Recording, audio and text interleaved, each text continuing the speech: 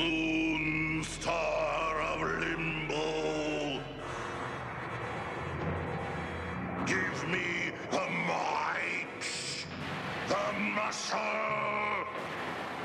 the menace of Mon-star.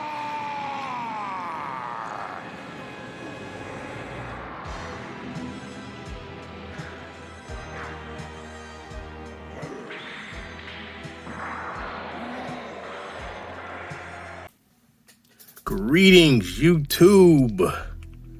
So I know it has been a while since you have seen a review from Data Links and Magnus, but here we go. Couldn't help it. Got these guys in the mail today, and I had to review them. Just got to. So we're gonna take a quick look. I'm gonna try to make it quick of the Quicksilver and the Mon-star from Ramen Toys. Here we go.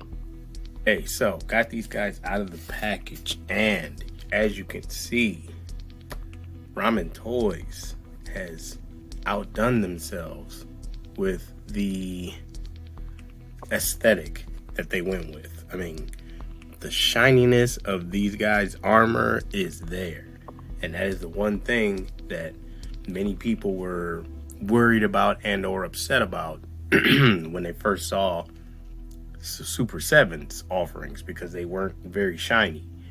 These dudes are shiny. They're really shiny. I don't have a whole lot of light going towards them right now. Like, I don't even have my usual light setup here going on, and they are still radiating. So let's have a look at each one individually real quick. Look at the aesthetics of them. Then we'll talk about accessories, and then we'll go through articulation and things like that. All right, first up we got Quicksilver. He is the leader of the Silverhawks, well, the field commander, I guess you could say. Captain Stargazer is the leader, I guess you would want to put that out there. But here he is in all his glory. You see the nice sculpt of the armor. Excellent line work, nice details. I'm going to put a picture of the cartoon version of him so you can see how well they got the look of him. I think they did an excellent job. Face sculpt too, like, that looks great.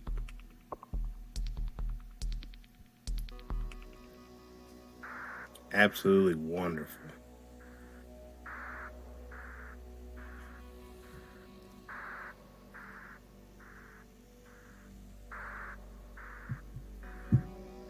Awesome. All right, let's have a look at Mon-star. All right, so those of you familiar with Silverhawks, you know that this is Mon-star in his powered up form after he looks at the Mon-star of limbo. He's usually like a furry kind of animal type guy, and then when he looks at the Mon-star, he turns into this armored engine of destruction. Have a look at him. Face sculpt is excellent. He's got the mouth open, the very deep red for his armor. Same thing with him. Excellent sculpt, excellent line work. Now, he is, I would say, a lot more stylized compared to the cartoon, which I'll put up here. He's not as bulbous as the cartoon guy is, and I want to say the cartoon guy had more orange on him, whereas he is just all red. But he is still excellent. Just very, very well done. And these dudes are hefty too. They're not, light or fragile feeling. All right, let's look at accessories. All right, so one thing I will say is that Mon-star is a bit light on accessories. The problem, I guess, with him is that he really don't have a whole lot of accessories. So he has this huge weapon slash gun, which looks really nice. And then you have an alternative head sculpt that has his mouth closed, which that's appreciated. So you can have both looks for that. Then he comes with some blast effects, and I want to say those plug into his elbows because he actually fires out from his elbows. Then you have 2 sets of hands here. We got a gripping hand. And then I'm going to assume that this one is a fist. Right?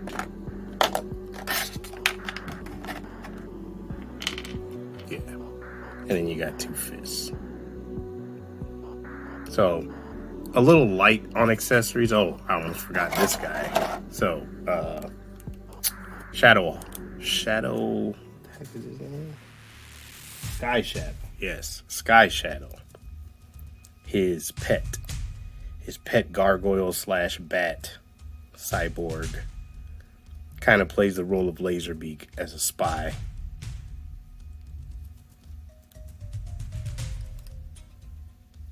So, again, his accessories kind of light, but it's understandable because he really doesn't need a whole lot of accessories. He's Mon-star. Okay, so as for Quicksilver, accessory-wise, he gets 2 alternate of his bare hand. You get a kind of relaxed hand, and then one for flight. And then you also get the same hands for the other hand, his left hand, which is the one that is armored up.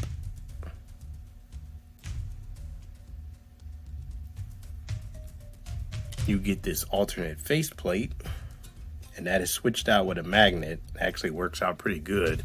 So you would never know that that is not, part of this whole piece, but that actually comes off with a magnet. And then this one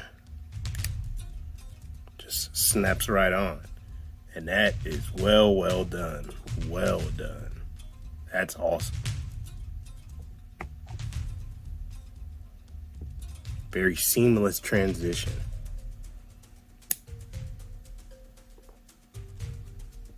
Excellent. That is excellent. Then you get this cool accessory, which is Tallyhawk, which is Silverhawks, or Quicksilver's pet. And the cool thing about Tallyhawk is, not only does he look awesome, which he does, he looks exactly like he looked in the cartoon. This is well done. But the cool thing about it is you have a couple of magnets on Quicksilver's wrist or his forearm, and Tallyhawk has magnets on the bottom of his feet, and he sticks on there beautifully.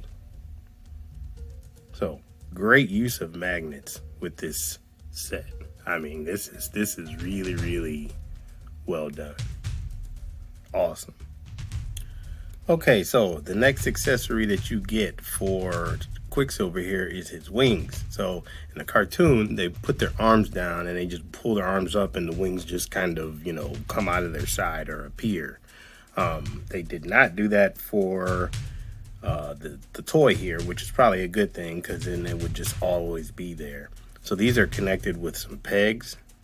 You peg in his midsection there, and then there's 2 pegs at his arm. But what you also get is a shorter version, because sometimes they didn't always have their arms all the way spread out. Sometimes they had it like halfway. So you could also go with this look. So that's very well done by them. Good thinking by them, because there's these 2 specific poses that they do get into. They tab in pretty good. It probably is a little stiff because it's brand new, as far as like trying to get the pegs in there, but once you get it in there, it's pretty good, and it helps to start with the arm first and then push the arm down to get it into the midsection. And then you also get 2 extra wings for Tallyhawk when you want him spread out. Okay, so far these figures I would say are getting an A+. They look great. The accessories are great to good, or good to great. The aesthetic is awesome. The build, the quality feels good. There's not a whole lot that I can complain until articulation is talked about. So, I would say that articulation is the weak point. It's not bad. It's not horrible articulation. They're not statues, but there's some missed opportunities as far as articulation goes, especially for the head area and the ankle area. So let's just look at it real quick. So these shoulder pads are on ball joints, so that's good. That's a good idea. Arms can come up to there. You are double jointed up here, but you don't get a whole lot of range on that double joint because of the bulkiness. You do have a bicep swivel, and you have a ball joint system in the wrist that allows for a lot of different movements.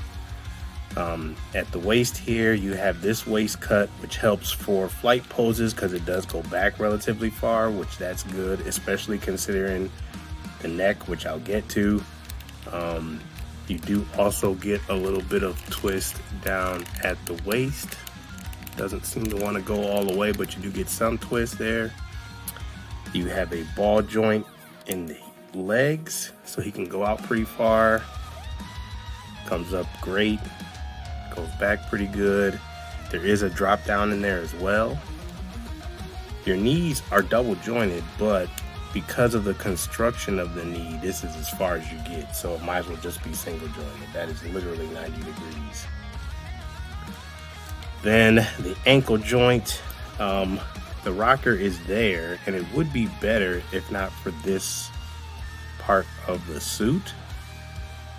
But the most disappointing part, the rocker is not bad. I can live with the rocker. The disappointing part, though, is that it does not go back at all. Like, nothing. So you can't get the foot pointed back for your flight poses. That's a miss by them. You do have toe articulation, and you get a little up, not much. Barely any to speak of. And then up here at the neck and the head is up here on a ball joint, but again, the way it's constructed, this is as good as you get for looking up. That is not good enough for a flight pose. So, when you're trying to get them in a flight pose, thank goodness the back really bends a lot. You can do it, but it could have been a whole lot better. A whole lot better. Alright, let's have a look at Mon-star. Alright, so for Mon-star, his shoulder pads are also on ball joints in there, if you can see that. That's good. His arms go up way high. He also has a bicep cut. He also, well, he does not. He has a single jointed elbow. And for the bigger guys, usually you expect that sort of thing. Looks like not a whole lot of rotation. Oh yeah, okay, that hand is on a ball joint, so that's not bad. Waist, you get decent back in the diaphragm, not a whole lot of forward. You do get a twist at the waist. Head, his head also struggles to do much of anything. Does not go back far, goes forward or down a little bit. The down is a lot better than the back. Now, he's not a flyer. He actually rides in a vehicle, so flight poses for him, that's not a bad thing, but I mean, not a flyer like a Silverhawk anyway, but it still should be better than that. Down at the legs, you have a similar setup to Quicksilver. His double joint actually works slightly better than Quicksilver's, but still too much bulk to get any farther than that. And then he also has the same problem with his feet, ankle area, just not a whole lot of movement forward and back. Decent tilt, but forward and back is nil. And then he does have toe articulation. And I want to say that I covered everything, right? I believe so. All right, so again, up until articulation, these were an A+. The articulation struggles in some very important areas. Okay, so now for some quick size comparisons with some stuff I had laying around. Here we got a Marvel Legends Captain America and Star Wars Black Series Mandalorian. With some bigger Marvel Legends, we got the Colossus over here, and then the Bath Ursa Major. Some more bigger characters here. We got the Red Hulk Marvel Legends, and then we have a Mythic Legions ogre-sized character from the Alithia wave. And then we got him here with some Super 7 Thundercat love. We got Slide, and we have Lion-O. That kind of works. Lion-O, I would guess he would be about the same size as him, but it's kind of doesn't really fit aesthetic-wise. The Super 7 Silverhawks would fit a lot better with these guys aesthetic-wise. Then in this one we have Super 7 Mum-Ra, and he looks like he scales pretty good. He's about the same size as Mon-star. And then as far as bigger 1/12 scale type figures, or maybe 1/10 I guess, here's the NECA Phantom. And he's more of a realistic looking figure. He fits in a lot better with this aesthetic. Like, they look like they are in the same universe. Okay, so final thoughts on the Silverhawks from Ramen Toys. So, am I happy I have them? Ecstatic that I have them. Do I like them a lot? I like them a lot. I probably love these things. Could they have been better? Yes. Now, the beauty of this is that what's wrong with them per se, or what could be improved, is an easy fix. Fixing head articulation and ankle articulation, that should be pretty easy.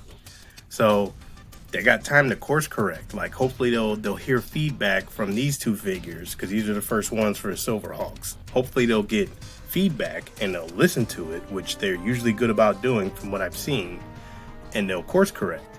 And maybe they'll send us a new piece for his head and neck area, so that you can actually put his head back so he can get into flight poses. I would be okay with just fixing the neck and leaving the ankles alone. The ankles would be nice, but the head seems like a very easy fix. So, great products, good start, could have been a little bit better. All right, let me know what you think. Like, comment, subscribe. Later.